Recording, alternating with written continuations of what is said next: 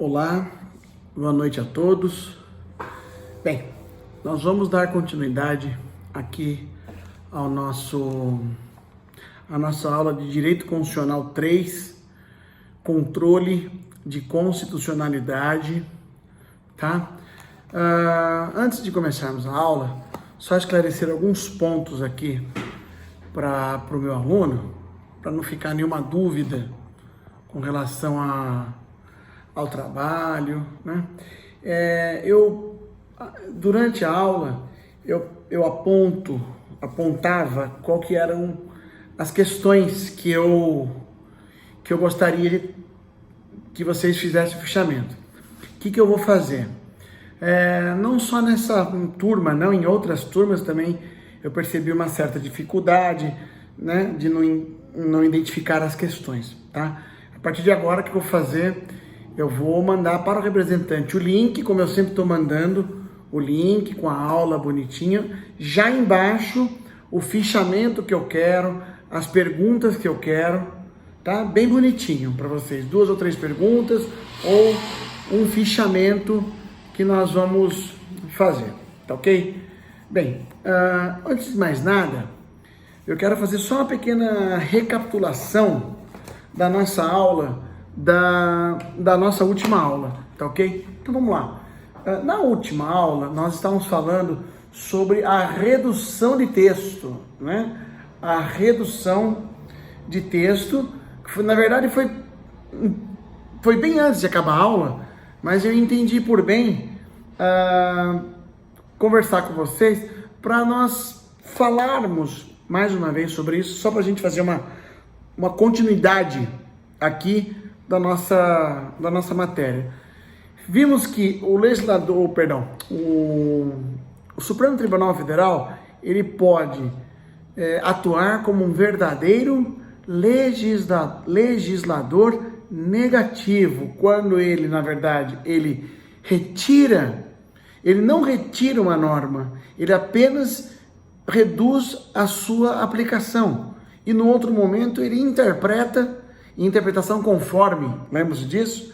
Então, a redução total ou parcial de texto ou a interpretação conforme, tá? Ele não faz, óbvio, né? O Supremo não faz nenhum tipo de lei, óbvio, né? Mas ele acaba vinculando e dando uma nova roupagem para a lei, né? Uma nova roupagem para a lei. Não faz a lei, por isso é chamado pela doutrina de legislador negativo, tá ok? Legislador negativo. Muito bom. Depois, aí sim, na última aula, nós falamos aqui sobre o controle jurisdicional e falamos do controle difuso concreto, que é justamente quando o Supremo analisa um caso concreto, não é uma lei, porque a lei vai ser outro controle, que é o abstrato, concentrado, abstrato, aqui difuso, onde qualquer juiz do país faz esse controle, tá? Lembrando da nossa primeira aula, que nós tivemos sala cheia, eu lembro vocês anotando, cheio de vocês aí com muito gás aí para começar o semestre. Nós falamos que o Supremo, ele não vai, que o juiz lá de primeiro grau, ele não vai atuar como um ministro do Supremo, ele não vai declarar a lei inconstitucional, ele vai utilizar o fundamento da inconstitucionalidade para justamente o quê? Ter a possibilidade de falar, olha, essa lei aqui, ela creio que seja inconstitucional, neste caso, vou fundamentar a minha sentença, pode ser no mandado de segurança. Vamos imaginar uma situação em que a situação que é comum, tá? O que eu vou falar aqui agora imagine que policiais militares, policial militar e policial civil. Bem, no meu modesto entendimento, não há nenhuma distinção entre ambos. ambos andam armados, ambos trabalham noite e final de semana, ambos têm uma sobrecarga de serviço, enfim, eles estão, do ponto de vista jurídico e do ponto de vista fático, estão no mesmo pé de igualdade. Pergunto, por que com 30 anos de serviço, sem nenhum tipo de arremedo judicial, ou seja, nenhum tipo de intervenção judicial, o policial militar se aposenta e o policial civil tem que buscar esse direito, porque na administração não se concede aposentadoria ao policial civil. Por quê? Vejam só, senhores, se eu entro com mandado de segurança, eu, Márcio Cursino, delegado de polícia, né, venho pleitear aqui a aposentadoria, tal qual é feito com a polícia militar. Tal qual é feito com a polícia militar. E aí, eu, na minha ação individual, ou representando até uma classe, 100 pessoas, aí não importa. Tá? Aí vem até aquela pergunta dos interesses difusos e coletivo, não seria o caso, né? Desculpa, seria o caso, associação, enfim. Mas vamos supor que eu, individualmente, entre com um mandado de segurança porque trata-se de um direito líquido e certo que está sendo aviltado. Aí eu pego, entro com a ação, certo? E o juiz fala, meu Deus, que absurdo, realmente, o senhor tem direito a se aposentar tal qual um policial militar. Tá aqui, ó, toma a sua aposentadoria. Aí ele, na fundamentação, ele fala, realmente, não pode se fazer distinção entre pessoas que estão no mesmo pé de igualdade fática e jurídica, piriri e pororó. Percebam, senhores, então, que eu vou ganhar o quê? O juiz vai declarar a inconstitucionalidade de, eventualmente, uma lei que esteja não concedendo ao policial civil? Não. Ele vai dizer, olha, realmente, ela é inconstitucional, tanto que eu vou dar um mandado de segurança para ele. Mas ele não entra no mérito. Ele não vai, juiz de Mogi das Cruzes, Pirapora do Bom Jesus, né? Enfim, qualquer lugar do Brasil, ele não vai declarar a inconstitucionalidade. Ele não é ministro do Supremo. Perceberam? Esse é o controle difuso, concreto. Muito bom. Vamos aqui. Aí eu falei da ação civil pública, vocês anotaram, beleza? Então estamos indo. Ainda vou chegar aqui onde eu quero. Bem, paramos exatamente aqui. O que se entende por cláusula constitucional de reserva de plenário. Vamos lá. Onde está escrito isso? Artigo 97 da Constituição Federal. Olha só. Artigo 97 da Constituição Federal. Permite-me ler para vocês. Somente pelo voto da maioria absoluta de seus membros ou dos membros do respectivo órgão especial, poderão os tribunais declarar a inconstitucionalidade de lei ou ato normativo do poder público. Veja só, aqui estamos falando do controle difuso, porque ele fala, poderão os tribunais. O que se entende por tribunal? Daqui a pouco nós vamos amarrar uma pergunta, tá? Eu já vou dar a resposta, tá? Não é pergunta do fichamento, tá? Relaxa que eu vou mandar tudo escrito, bonitinho para vossas excelências, tá bom? O papai manda, né? O papi manda. Bem, olha só. Primeiro ponto, o que são tribunais? Pela Constituição Federal, e aí é matéria que nós vamos ver logo após acabarmos com o controle, nós vamos ver o Poder Judiciário, mas aqui dando aqui um spoiler do que nós vamos ver na próxima matéria, vocês vão perceber que o artigo 92 da Constituição Federal, ele vem estruturando o Poder Judiciário, né?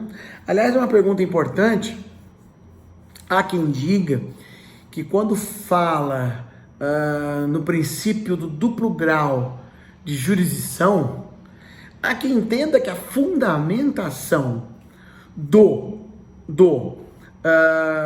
duplo grau de jurisdição está inserida no artigo 92, de forma implícita.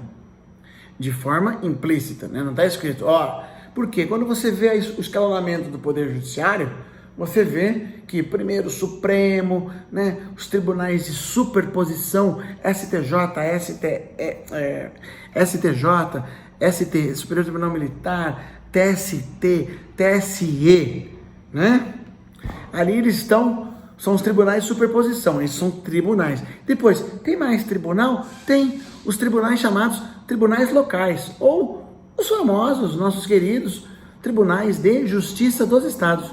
Legal. Parou por aí? Não, tudo bem. Tem a Justiça Federal, que tem os TRFs, né? TRF 1, 2, 3, 4 e 5, primeira, segunda, terceira, quarta e quinta região, né? Os tribunais regionais federais.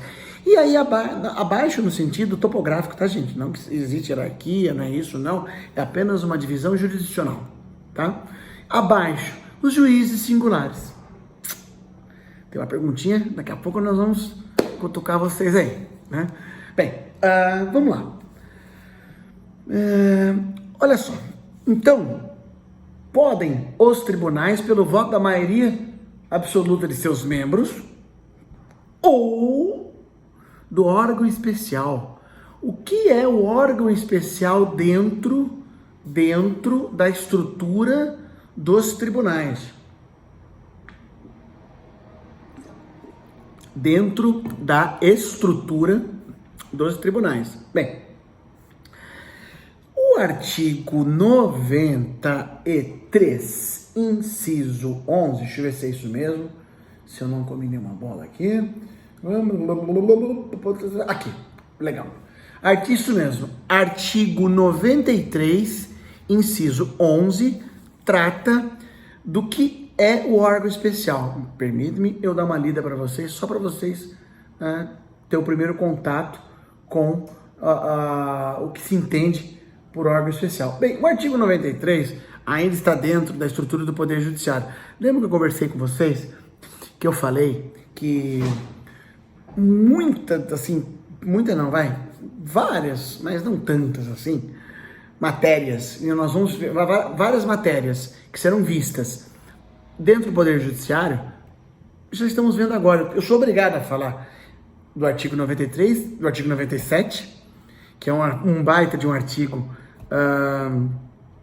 que fala da cláusula constitucional de reserva de plenário e que cai muito. Quando fala em Poder Judiciário, que vai dos artigos 92 até os artigos 121, 115, 116, 117, mais ou menos da Constituição Federal, estamos vendo já bastante coisa, tá? Então, na verdade, quando eu for dar para vocês o Poder Judiciário, eu vou fazer o quê? Um remember do que nós vimos, tá? Então é legal para vocês, porque é matéria importante, matéria que cai em prova, e vocês, graças a Deus, verão essa matéria comigo 2 vezes no semestre, algumas, tá?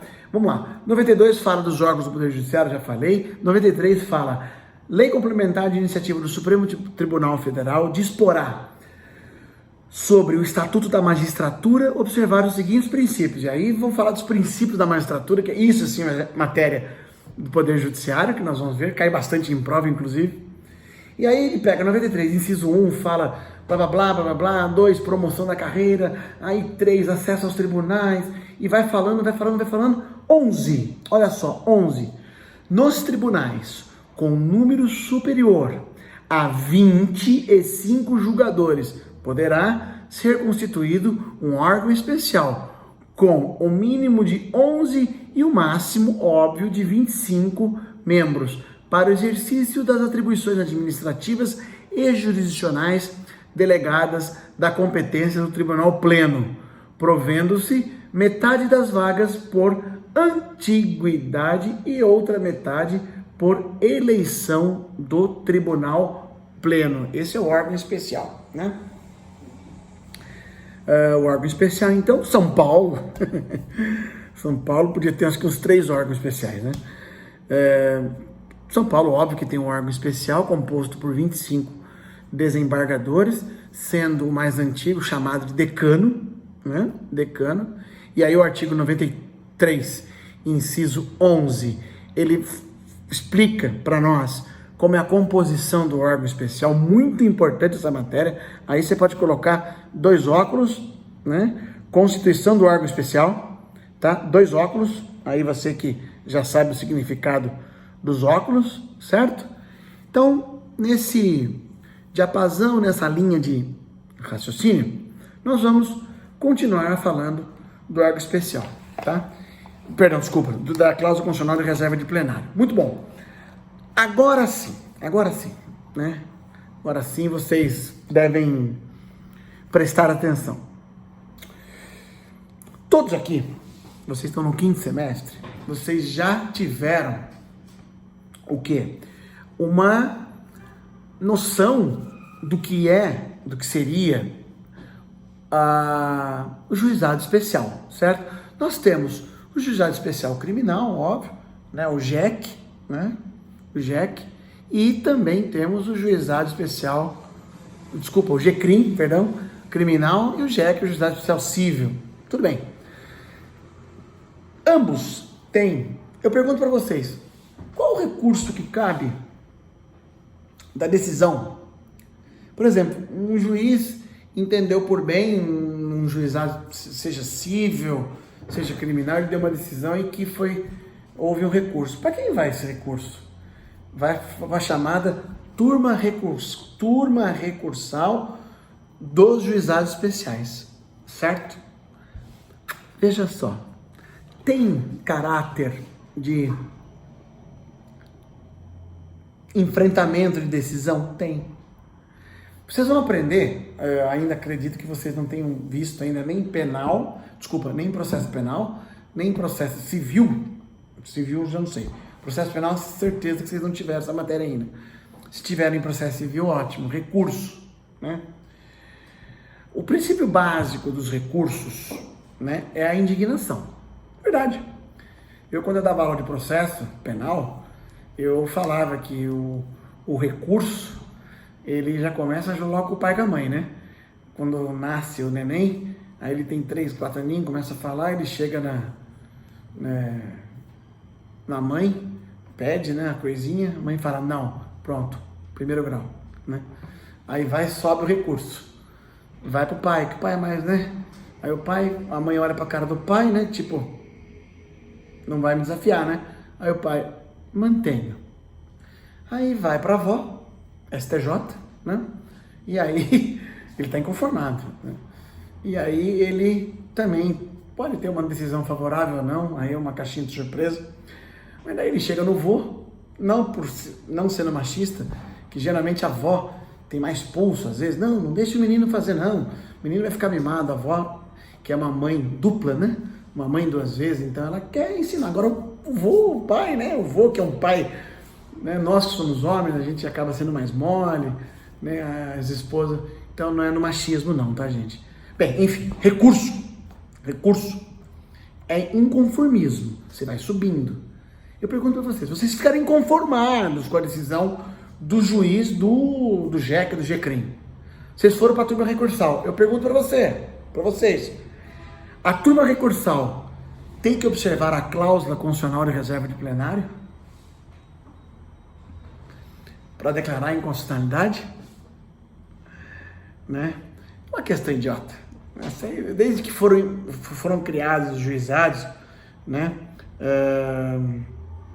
Em 1996, com a Lei 9.099, depois, posteriormente, em 98, os federais. Então, essa questão já tem, nossa senhora, 24 anos, né? Se eu não fiz a conta errada, desde 96. Não, veja só, a Constituição Federal fala em tribunais, e não se aplica a cláusula constitucional de reserva de plenário para as turmas recursais dos juizados. Tudo bem? Entendido? Anotaram aí? Não é pergunta, é só para você anotar, tá? Eu vou passar depois as perguntas todas bem bonitinhas para vocês não se perderem aí, porque não observam aí as perguntas que eu costumo pedir nas nossas aulas. Mas tudo bem, o papo ajuda. Muito bom. Deixa eu ver, tem uma questão interessante aqui, deixa eu ver se é interessante ou não.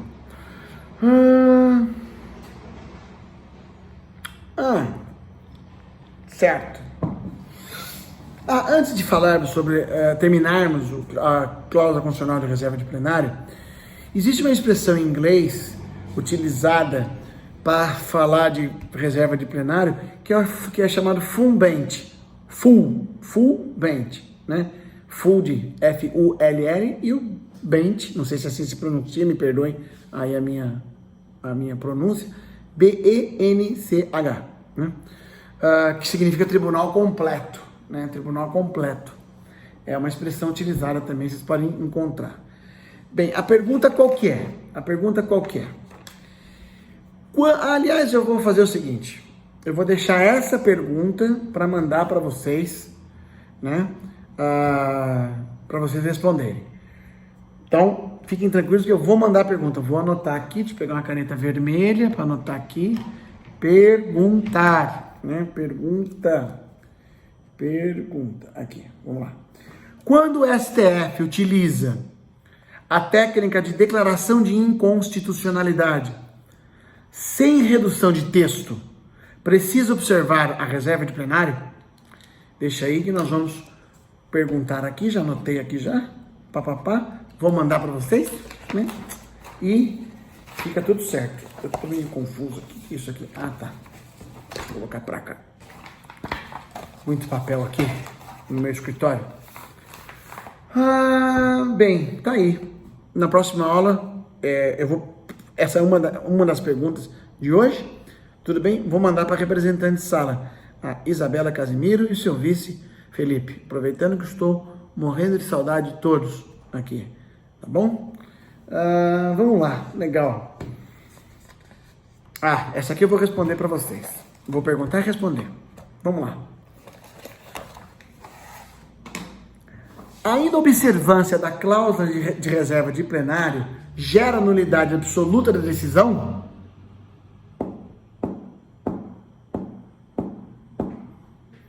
Pensemos. Lembra que eu falei?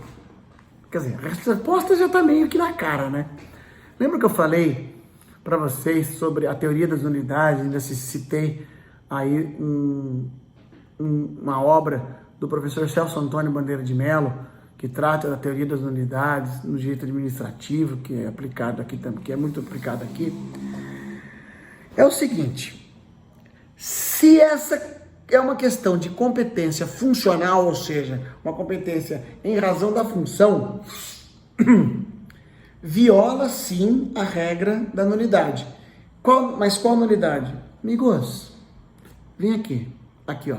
Agora você presta atenção. Solta a caneta.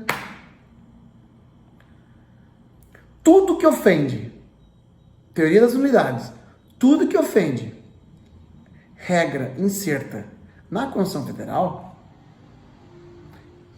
vai sempre gerar uma nulidade absoluta.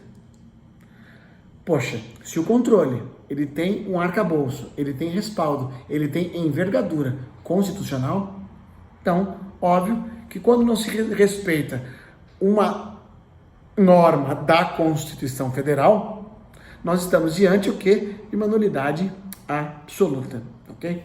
Toda vez que eu coço o olho, gente, eu ponho aqui de álcool em gel.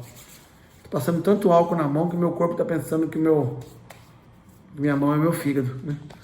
Bem, vamos lá. Gera nulidade. E aí, eu quero que vocês anotem, por favor, pega novamente a caneta e escrevam.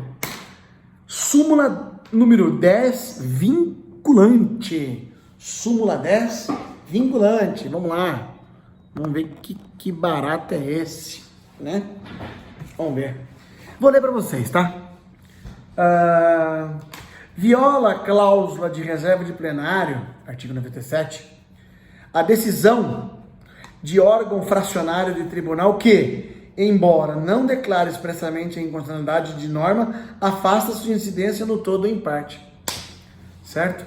Então, nulidade total aí, total, em se tratando de reserva de plenário. Bem, último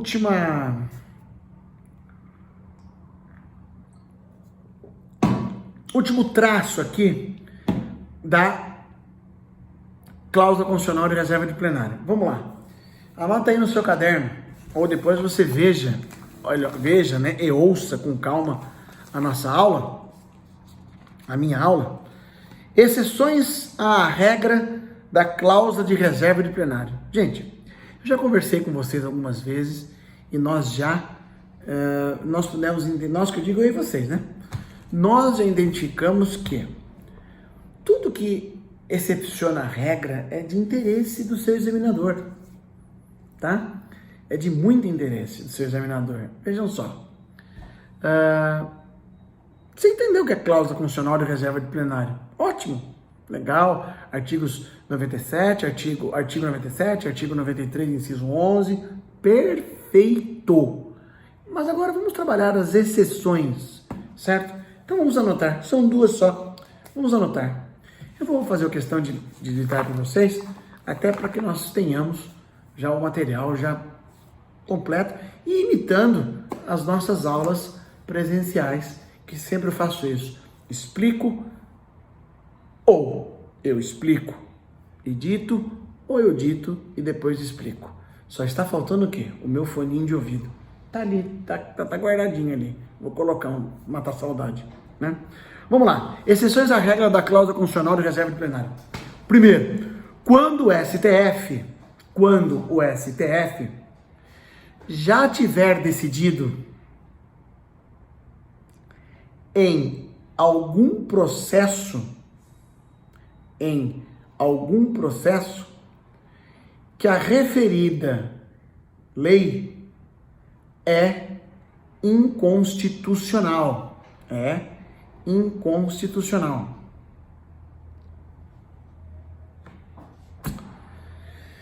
Meus amigos, minhas amigas, meus alunos, minhas alunas, se o STF já bateu o martelo em uma questão, não estou falando de súmula vinculante, tá? Nem de súmula vinculante. O Supremo já decidiu aquela questão. Então, não haveria necessidade da invocação da cláusula de reserva de plenário. Tá ok? Tudo bem? Meio que óbvio, né? Segunda exceção. E aí é muito comum isso aí. Quando o próprio tribunal já houver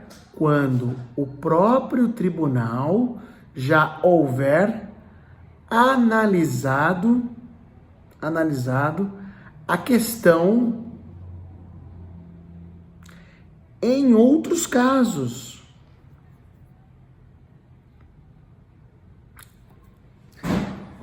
Seria um efeito vinculante dentro do próprio tribunal.